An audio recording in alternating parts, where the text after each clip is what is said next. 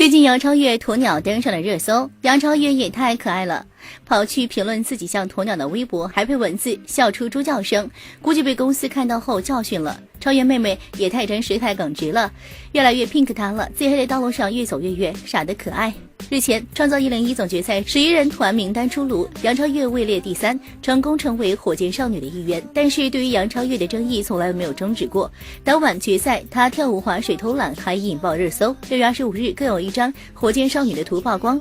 图中一众先夫艰难地推着一艘大船艰难前行，网友标注上船便是杨超越，其中的10位小姐姐则是前夫，意在指杨超越拖累了一群人。25日下午，杨超越发微博配上了这张图，一点都不怕黑的意思，还自黑喊道：“兄弟们冲呀！”最近还有网友放出一组杨超越机场生图，照片中杨超越白 T 黑帽，一身休闲装扮，手里拿着手机等零零碎碎的小东西，略显忙乱。生图一出，就有细心的粉丝发现杨超越的手机屏保竟然是财神爷屏保，哈哈，这是个小财迷。